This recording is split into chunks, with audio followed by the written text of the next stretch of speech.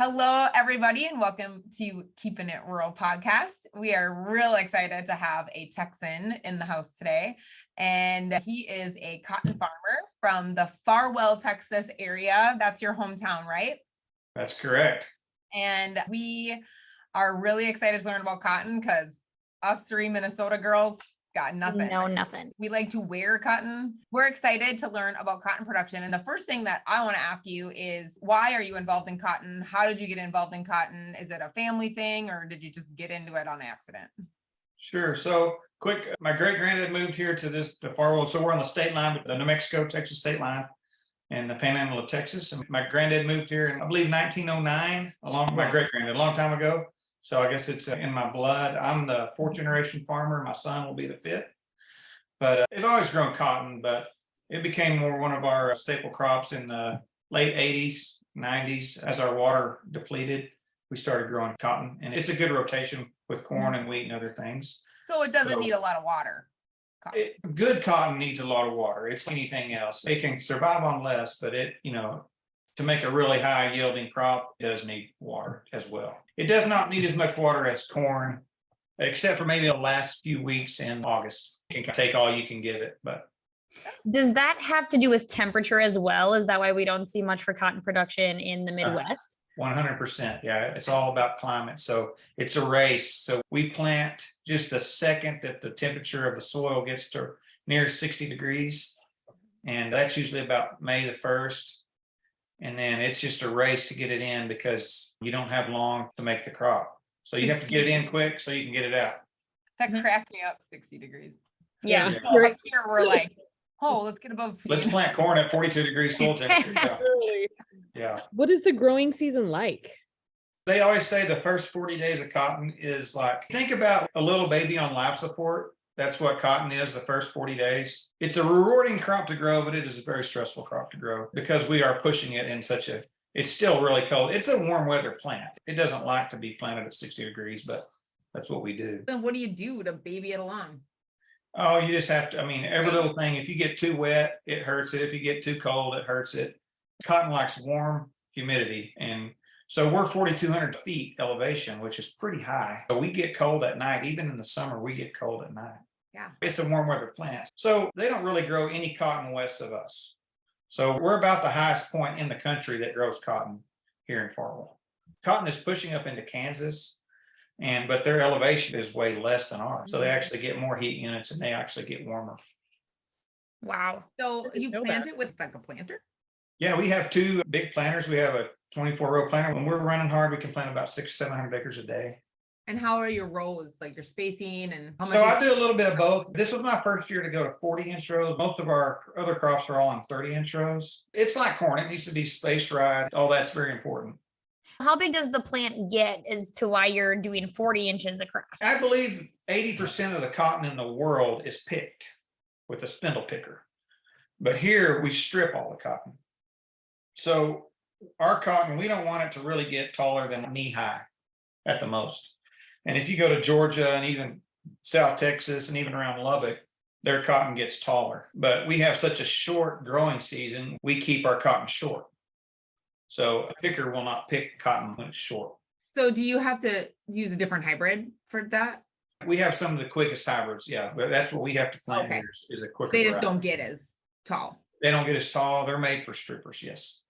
And we know of the big name seed companies that create these hybrids, but are there specialty companies that create cotton hybrids, or is it the same, Corteva, Kelb, all of those ones? Bear. Delta Pine is my number one variety. That's a Bear owns Delta Pine now. 100% of our cotton is either has the dicamba genetics, or we also have the Enlist cotton, which is 2,4-D cotton. I guess I didn't realize that dicamba was an issue for cotton, but what other diseases and pests are you guys preventing or trying to work for? On the dicamba, we're just all about the weeds. Pigweed has become a tough weed and it's resistant to Roundup. They're always working on something new. I just farm a large amount of acres and I have to be able to spray and kill weeds because it just doesn't work. So when you talk about the different breeds of cotton, how many are there? Because it's a really pretty plant. So I'm sure there's hundreds of thousands of varieties of cotton, more than that probably. Until about the 90s, it was all done by breeding, and there was tons of small companies that would breed cotton. There was probably 30 or 40 different little companies that had their little variety that people like. And a lot of those companies have been bought out by the big guys, Bayer and DuPont and those guys, but that's just how it's evolved. I do a lot of test work with Delta Pine.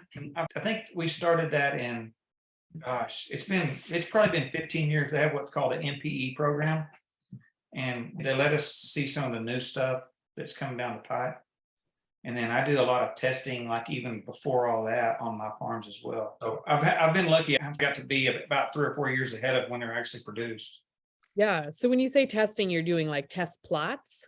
Yeah, just small. 20 acres is my main one this year. And they will plant, it may have 150 varieties in that. They do all that. They plant all that themselves and harvest it.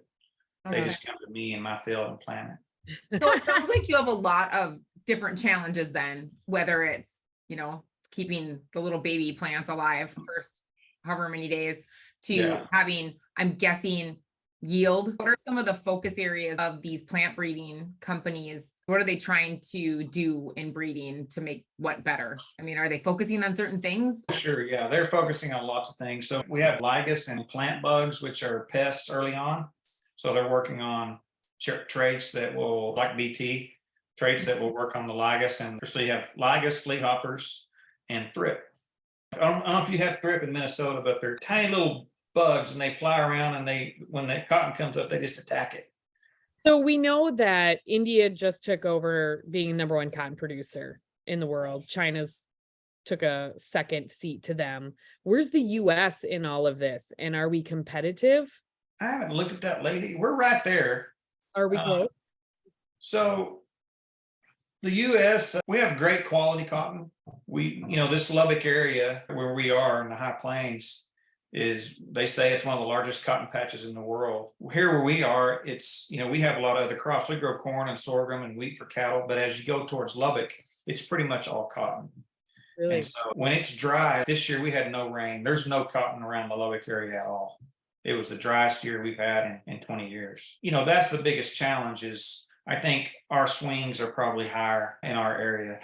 We'll have a good crop and then we'll miss a crop. And within the states, where does Texas sit? Or I guess who is #1 when it comes to Texas is #1 by far. Texas. We're #1 in pretty much That's everything. a different answer. Not sugar beets or turkeys. We'll take those. We have a lot of turkeys in Texas, but not the kind y'all have there. Right. Yeah, touche. So you still have a cotton gin in your area, yeah? Yeah, we have a gin, a co-op gin here. Do you take to the one like that's between Farwell and Muleshoe, like right off the road there? There's one. Yeah, the big one there, yeah. Yeah, I Yeah, just drove in there one time because I didn't know what it was. So this will tell you about cotton. We built that gin in 1999. There was about 7 or 8 farmers that got together and built it. Oh, so that's cool. Is it a co-op? Like It is a co-op, yeah. very Yeah. cool. We love that. All right. So tell us about that and then how that all works. And then I really want to know, how does the cotton gin do all the things? With the invention of the round module, y'all seen the round modules? They look like Tootsie Rolls on the field. Have y'all seen those before? Yes. So I mean, I have. you've seen them. That has allowed us to haul cotton. There used to be a cotton gin every 10 miles Uh-huh. because it was just in trailers and you had to haul it to the gin and they would gin it real quick and give you your trailer back. But that's changed. I mean, we're ginning cotton in Farwell that's coming out of Kansas. So we're hauling cotton, 300, 400 miles now. Wow. My granddad would think we were crazy. Yeah. So that has really evolved cotton, and a gin is just like anything else. Capacity is, it's just #1. You're just more efficient the bigger you are. Another reason is, so when you grow cotton, you have the lint and you have the seed and you have the trash.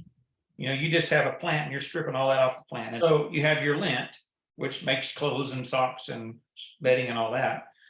But what's very valuable in cotton right now is the seed. That's the main job of the gin, so as it goes in the gin, the saws pull the seed out and the trash out, and the lint, goes into the bales, 500-pound bales.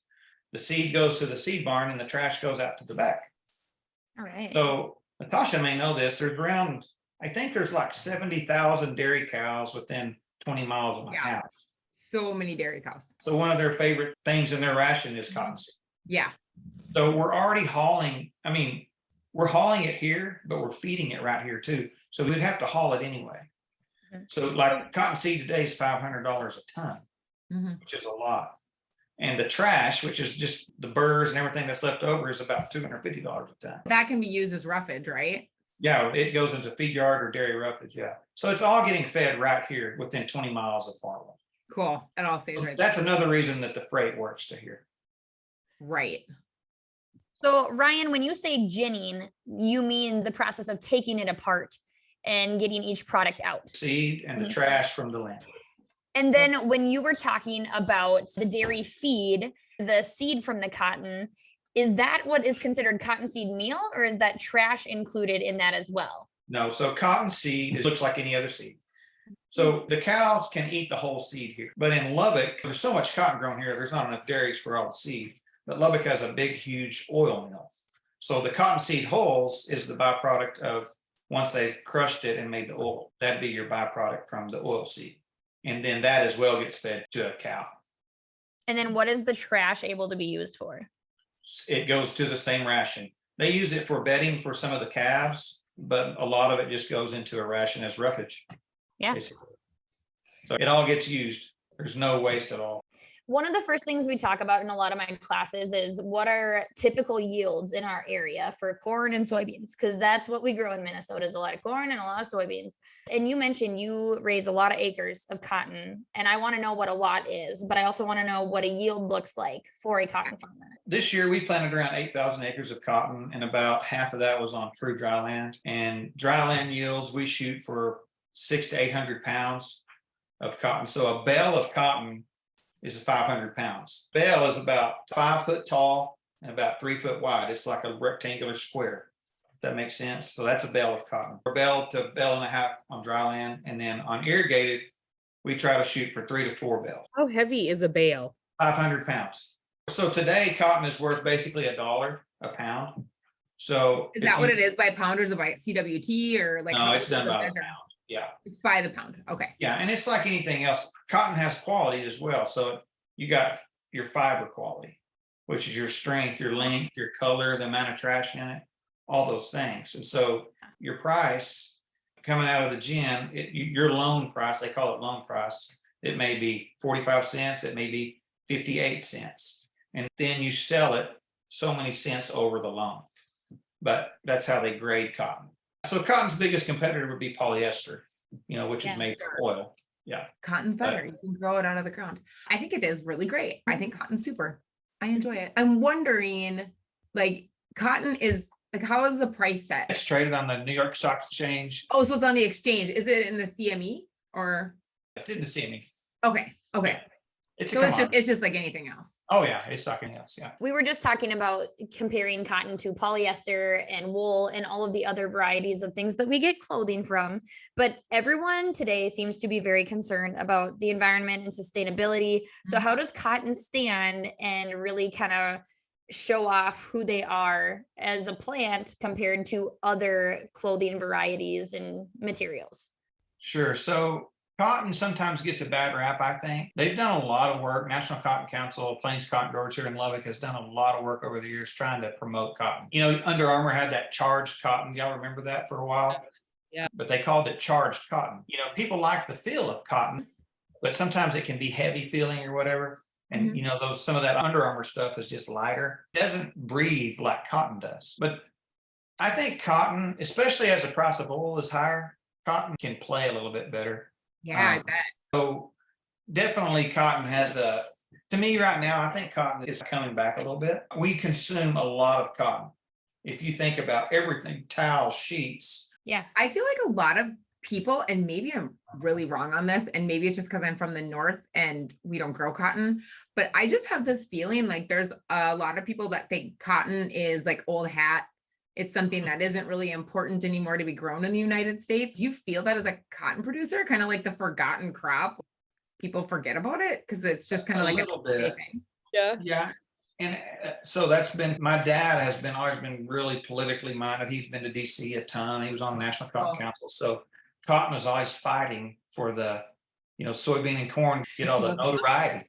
Yeah. Yeah. And cotton's just the stepchild of soybeans and corn. It really is. But our leaders have done a really good job with cotton over the last 10 years, really trying to, through the Farm Bill and WTL, there's so many rules, the way, it's a risky crop, basically, and you could make nothing, like one hailstorm just almost can ruin it. Yeah. And corn or beans can withstand that. So insurance is a big thing on cotton, and that's one thing that they've really helped us with our insurance programs.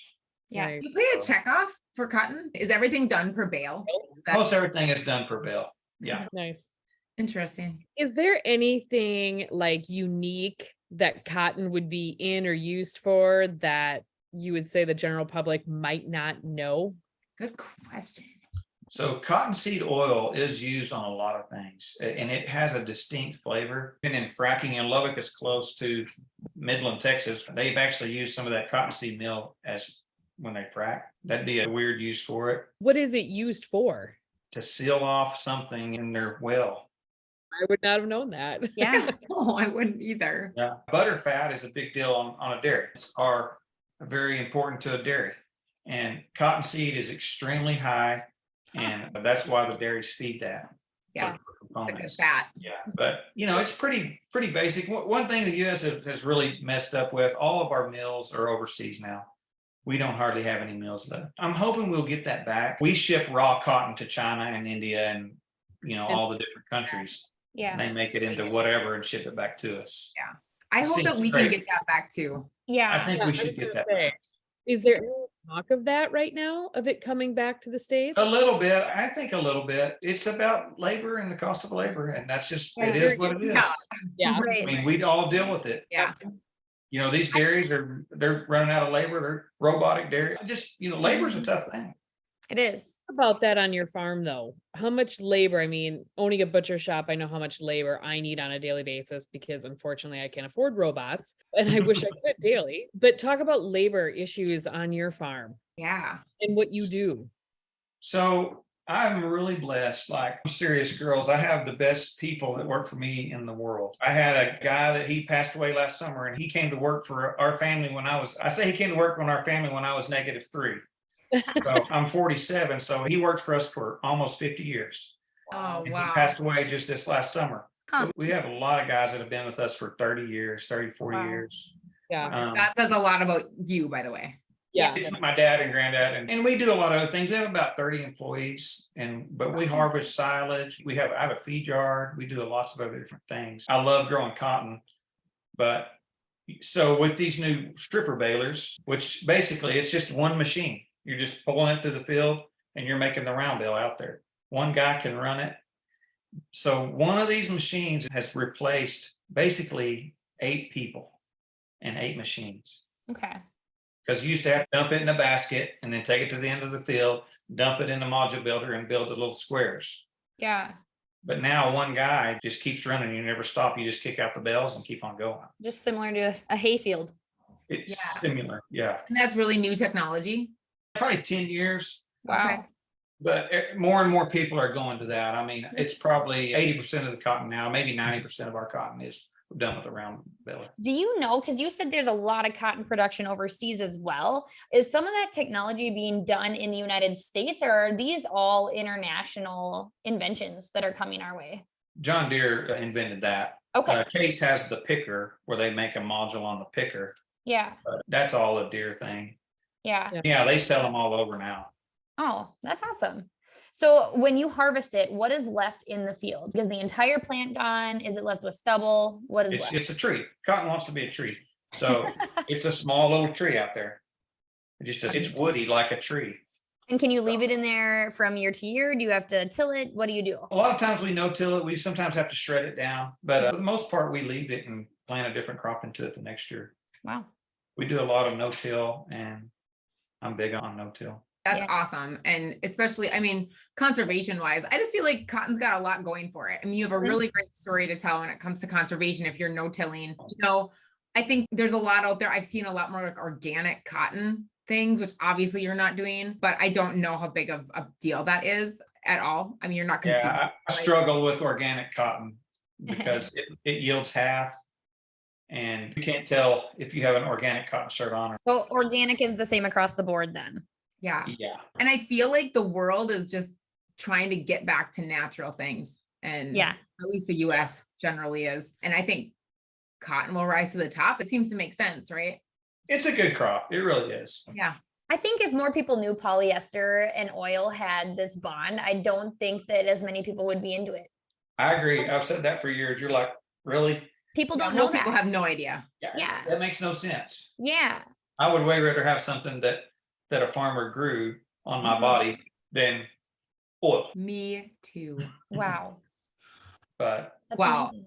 I am very enlightened. I'm curious because you talked about having all of these employees who have been there for decades at your farm. And then you also have all of these new technologies coming in, yet cotton is still like growing and developing at such a different rate than other crops.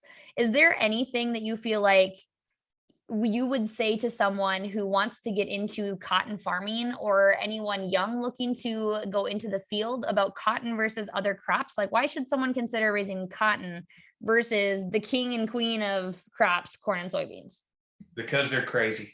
That can be a reason. I feel like No, it's a learned crop and it has to be in your blood. I really honestly think that. It is not for the faint of heart. It can disappoint you. You know, it can be so disappointing. But on the other hand, if you have a good year and even didn't have a lot of water, it can be one of the most rewarding crops. So be ready for the highs and the lows if you're going to grow cotton. Yeah. That's what I would say. it sounds to me, Ryan, like this is a heritage crop of your family. It is, it's just something that you've grown up doing, that your dad grew up doing. You know, it's this learned thing that's hard to teach. It's hard to teach. Probably hard to teach somebody what to look for just because it's so inherent in who you are. And I would say that's probably true. That's- Corn is pretty no. simple. Corn's pretty easy and beans are easy, but cotton's a little more. It's a yeah, little- there's some finicky ones out there. Yeah. And a lot of it too probably has to deal with you guys knowing the land in front of you, because it is very Sure. different with the climate and the elevation there too. Yeah. You guys Yeah, are so I'm blind. farming some land that my granddad bought. He homesteaded a section well over 100 years ago, and I'm farming that now. Oh, And that that is means a lot to me. That is cool. Yeah, that's Yeah. That is so cool. And those are the stories we have set out to tell on this podcast. That is exactly what we that's- want to hear. That's awesome. And you Awesome. know, you talk about the diversification of your farm, and I feel like that's every conversation we have with the farming community is diversify to survive. It almost should be a slogan. Have you tapped into agritourism in your area? You know, there's 12,000 people in our county, and we're all pretty much tied to agriculture in some way. I believe there's 450,000 cows in our county, just right here. And so everybody already knows, you know, about cotton or corn or whatever here. We don't have a large population. There are a few people. I've got one friend and they're growing flowers in their little behind their house. And they have like little parties and stuff, you know, like once a month. So there's some of that. And there's corn mazes and pumpkin patches are everywhere. But I just do not have the time or the energy to take that on. You definitely need the desire for sure. And you're not like super far from Lubbock, but my guess is there's people closer to Lubbock that do cotton that people are probably searching out. There- You guys are out there. Everybody out here pretty well is tied to agriculture. So Yeah. the last thing they want to go do is go look at a farm when they go home. I hear They you. spend all day doing it. Ryan, this has been really great. And I do want to do a big shout out to the Farwell Steers. I about fell over when I was at the school the first time and they said their mascot was the Steers. Yeah, it And doesn't make a that lot of was- sense, does it? Coolest mascot Awesome. ever. And now the guys are like cracked me up a little bit. We are really appreciative that you joined us today. Thank you so much. I will definitely be looking you up when I'm down there next time. And our do last that. question is, Ryan, what do you love about rural? How are you keeping it rural? To me, I love where I live. It's a calling for me. And I love my employees and just being here. And just the rural way of life to me is just the best. I could be at any kid's school function in 5 minutes and whatever that is. And yeah, we may be a little country and a little bit maybe redneck, but we get a lot of stuff done here. Can Right. we There's quote nothing wrong with that. everything you said in the last minute and just put it on t-shirts? Sure, that'd be fine. Yeah. Just Yeah. mass produce Ryan t-shirts made out of cotton, of course. Let's make Yes, of course we got a cotton. that. And I think we have to follow it up with everything is bigger in Texas. Yes.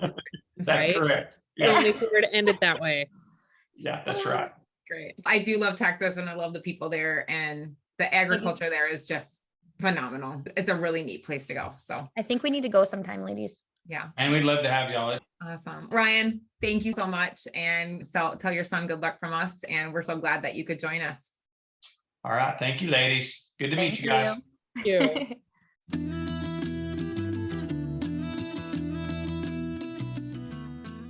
It's not a party without you there. Follow our crazy on Facebook and Instagram, and be sure to check out all episodes and extras at keepinitruralgirls.com. Until next time, keep it rural. It's time to pour on the fire and call in the dogs. That's all, folks.